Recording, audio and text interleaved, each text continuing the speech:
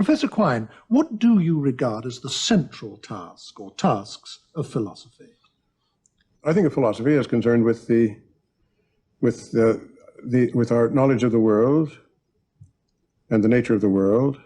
I think of philosophy as attempting to round out the system of the world, as Newton put it.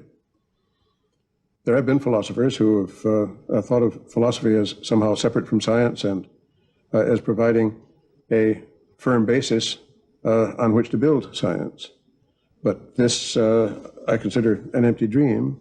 Science, much of science, is firmer than philosophy is or can even perhaps aspire to be. I think of philosophy as continuous with science, even as a part of science.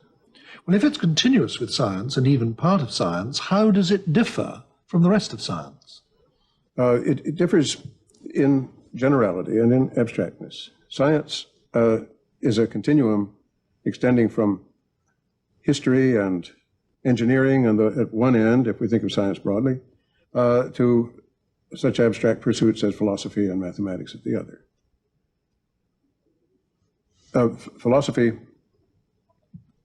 considers the question of the nature of cause, for instance, where physics contents itself with finding causal relations between specific sorts of events, biology between other sorts of events.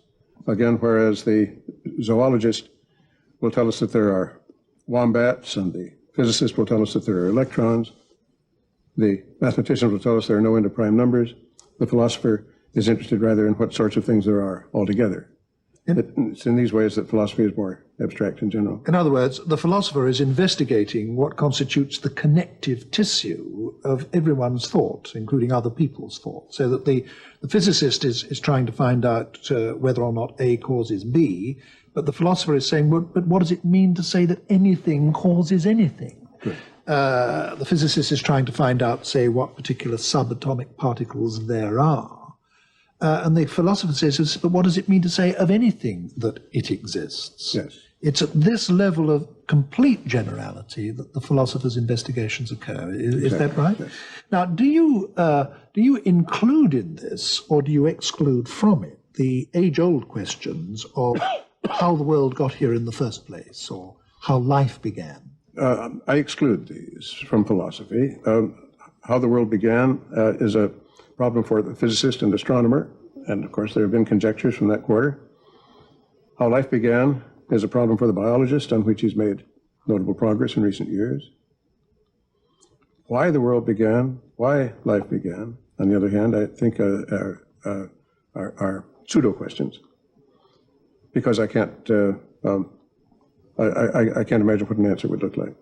And you think that because there's no conceivable answer to these questions, they are, so to speak, meaningless questions? Yes. Yes.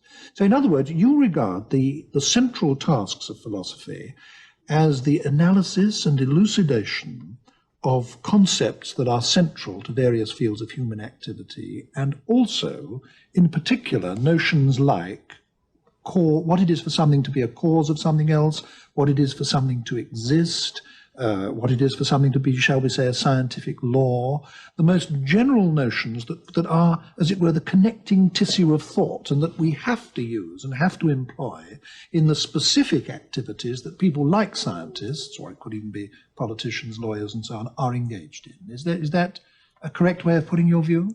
Yes, I would agree with that.